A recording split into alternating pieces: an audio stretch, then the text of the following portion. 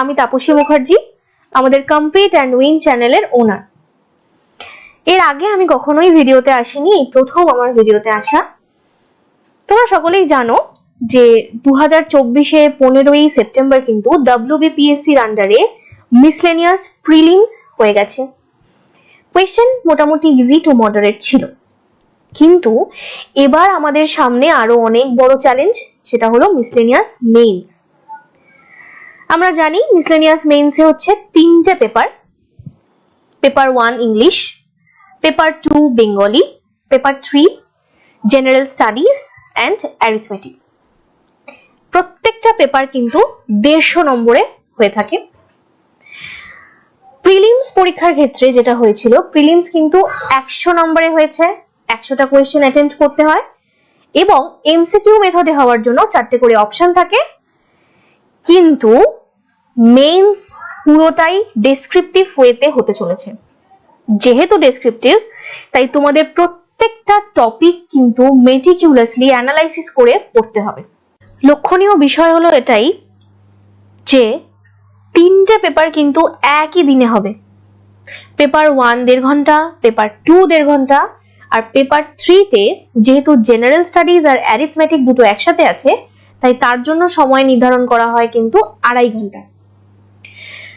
তো এবার তোমাদের মনে একটা কমন কোয়ারিজ আসতেই পারে, সেটা হলো কিভাবে প্রিপারেশন স্টার্ট করব, কোথা থেকে শুরু করব, কিভাবে টপিক সিলেক্ট করব। তো আর কোনো চিন্তা করতে হবে না, তোমাদের জন্য আমরা লঞ্চ করেছি একটা নতুন 2024-এর মিসলেনিয়াস মেইনস ব্যাচ, যেখানে এক্সপার্ট ফ্যাকাল্টিজরা ধরে ধরে তোমাদেরকে সমস্ত টপিক ওয়াইজ ডেসক্রিপটিভ আলোচনা করবেন। রাইটিং প্র্যাকটিস করানো হবে, Bengali and English grammar practice করানো হবে, যাতে তোমাদের রাইটিং স্কিল কিন্তু বাড়ে। এবং প্রত্যেকটা ক্লাসের কিন্তু রেকর্ডেড ভার্সন তোমরা পাবে।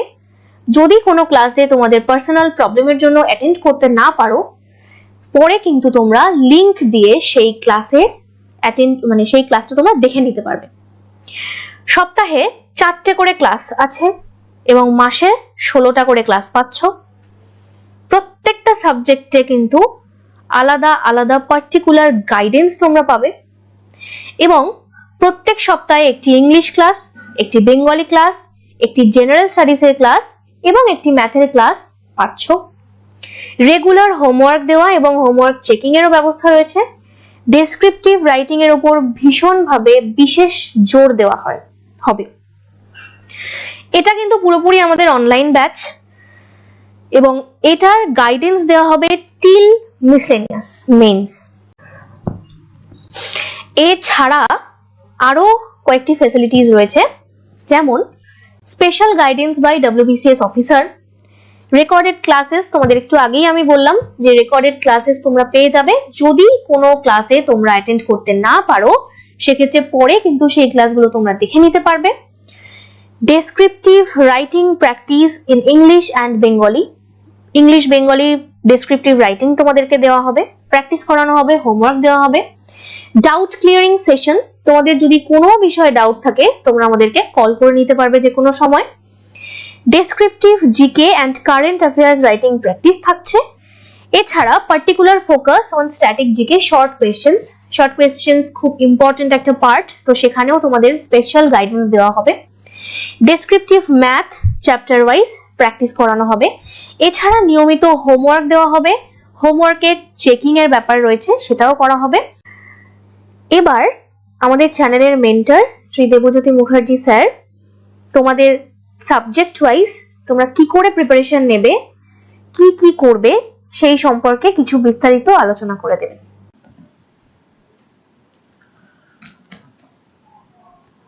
তো ম্যাডাম এতক্ষণ তোমাদেরকে ডেসক্রাইব করছিলেন যে আমাদের পিএসসি মিসলেনিয়াস 2024-এর রিসেন্ট যে ব্যাচটা আমরা লঞ্চ করছি সেই রিগার্ডিং, এবং ম্যাডাম যথেষ্ট লুসিডলি তোমাদেরকে ফিচার্স গুলো বলে দিয়েছেন যে রেকর্ডেড ক্লাস পাবে, জুম অ্যাপে ক্লাস হবে, অ্যান্ড মানে তোমরা সমস্ত ধরনের ফেসিলিটি পেয়ে যাবে, homework checking and guidance by expert faculties in different subjects, সেগুলো তোমরা পেয়ে যাবে।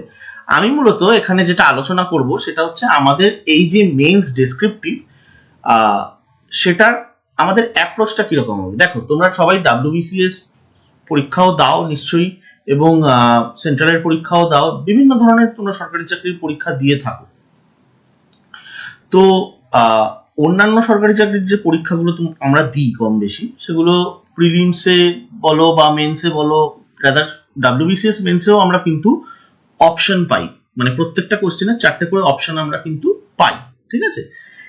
মিসলেনিয়াস হচ্ছে এমন একটা পরীক্ষা যেটা নাকি পুরোটাই মেন্সটা পুরোটাই কিন্তু ডেসক্রিপটিভ। সো এর জন্য কিন্তু আমাদের একটু অন্য ধরনের অ্যাপ্রোচ লাগবে। তো সাবজেক্ট স্পেসিফিক অ্যাপ্রোচটা আমি একটু আলোচনা করে দিই, কিরকম কোশ্চেন আসছে এবং তার বেসিসে তোমাদের কিরকম অ্যাপ্রোচ হবে সেটা আমি এখানে আলোচনা করব। তো চলো আমরা ফার্স্টে আলোচনা করবো আমরা ইংলিশ নিয়ে। দেখো তোমাদের ইংলিশে আসে হচ্ছে মূলত একটা ট্রান্সলেশন, একটা প্রেসি শিট দেবে, তাতে প্রেসি লিখতে হয় 1/3 অফ দ্য মানে প্রোভাইডেড প্যাসেজ একটা তোমাদের প্রোভাইড করা হবে, যেটার 1/3 তোমাদের প্রেসি লিখতে হবে। এখানে কিন্তু প্রেসির ক্ষেত্রে ওয়ার্ড কাউন্টটা খুব ইম্পর্টেন্ট। ওকে, রিপোর্ট রাইটিং বা মানে কোনো একটা ঘটনা বা ইভেন্ট রিলেটেড যদি তোমাদেরকে নিউজ পেপার রিপোর্ট লিখতে দেয়, সেই রিগার্ডিং কোয়েশ্চেন্স তোমাদের আসতে পারে। তো এইগুলোর জন্য কিন্তু আমাদের খুব রিগোরাস প্রিপারেশন লাগবে, বিকজ মানে এগুলোর যদি ঠিকঠাক প্রিপারেশন নিতে হয় তাহলে কিন্তু প্রতিদিন আমাদেরকে রাইটিং প্র্যাকটিস করতে হবে কম বেশি।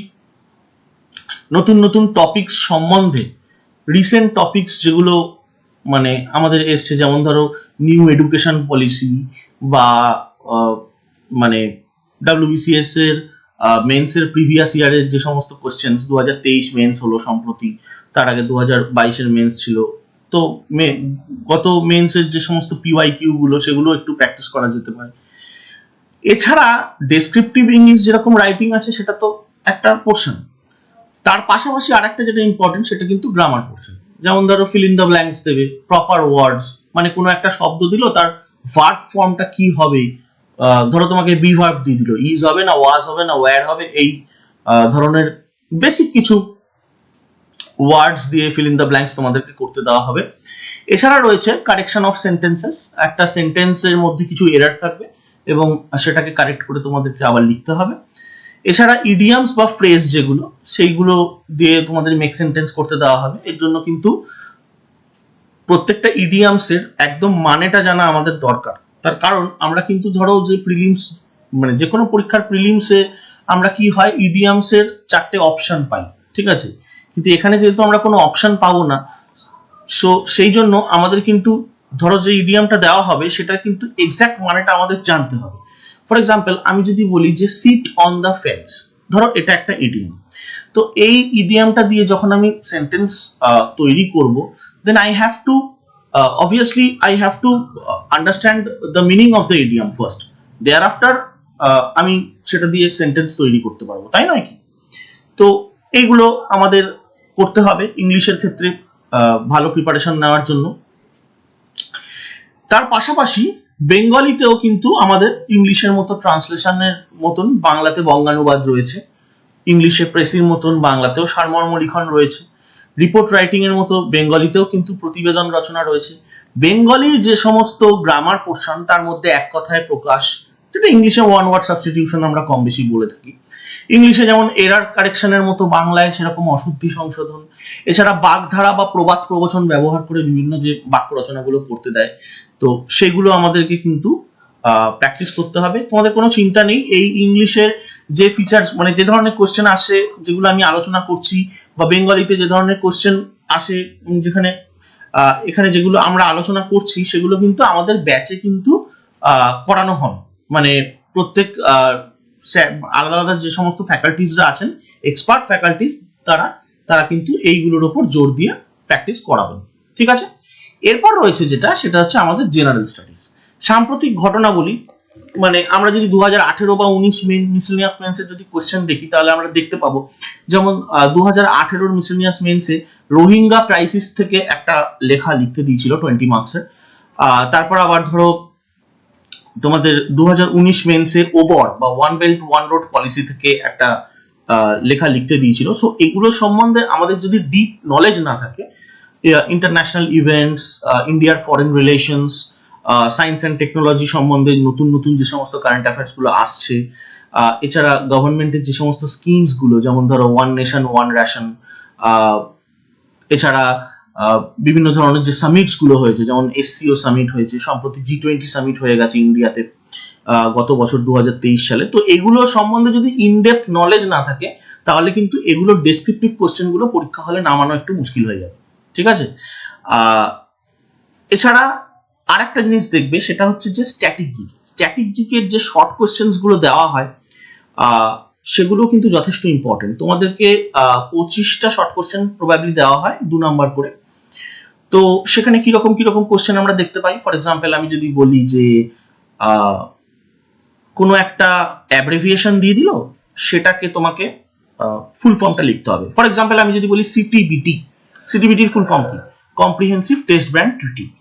তারপর ধরো বললাম SAIL, steel authority of India limited. তো এই ধরনের যে সমস্ত শর্ট কোশ্চেন, সেগুলো অন্য টপিক থেকেও থাকতে পারে, ইন্ডিয়ান আর্ট অ্যান্ড কালচার থেকে থাকতে পারে, টাইগার রিজার্ভ বা ন্যাশনাল পার্ক থেকে থাকতে পারে, প্রথম কোন মহিলা হচ্ছে তোমার ইম্পর্টেন্ট অ্যাচিভমেন্টস যেগুলো, যেমন এরকম প্রশ্ন আসতেই পারে যে প্রথম কোন ভারতীয় মহিলা হচ্ছে, মানে কোন রাজ্যের একজন মহিলা রাজ্যপাল হয়েছিলেন, ঠিক আছে? বা প্রথম ভারতবর্ষের মহিলা মুখ্যমন্ত্রী কে? এই ধরনের যে স্ট্যাটিক জিকের বেসিক কোশ্চেন্স গুলো, সেগুলো কিন্তু ওপর পিএসসি জোর দেয় মিসলেনিয়াস মেন্সে। তো সেটাও কিন্তু আমাদের এই ক্লাসে তোমরা পেয়ে যাবে, আমাদের ব্যাচে যে ক্লাস হবে তাতে তোমরা পেয়ে যাবে।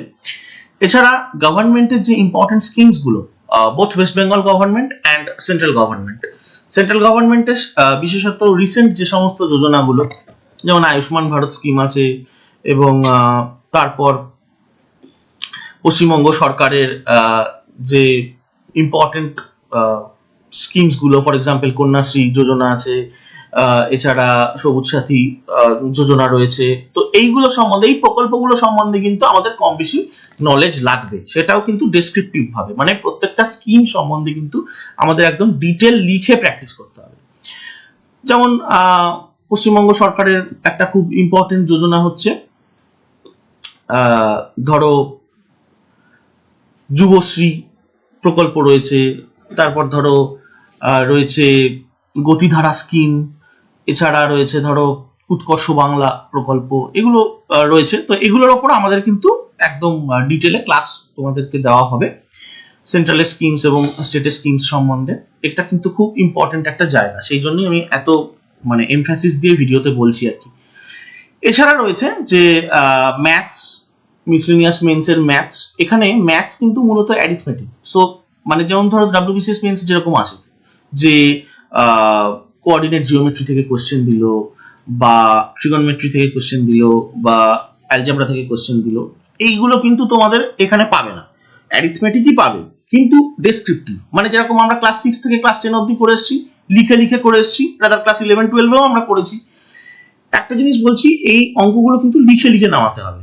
তো স্টেপ জাম্প কিন্তু একদম করবে না। যদি স্টেপ জাম্প করো, প্রথম দুটো অসুবিধা আছে। এক হচ্ছে নম্বর কম পাবে, 2 নম্বর হচ্ছে স্টেপ জাম্প করলে কিন্তু অঙ্ক ভুল হওয়ার একটা প্রবাবিলিটি খুব বেড়ে যায়, ঠিক আছে? তো আমাদের কিন্তু ডেসক্রিপটিভ মেথডে ম্যাথসটাও কিন্তু এখানে প্র্যাকটিস করতে হবে, ঠিক আছে? তো এই ছিল মোটামুটি short talks about the subjects.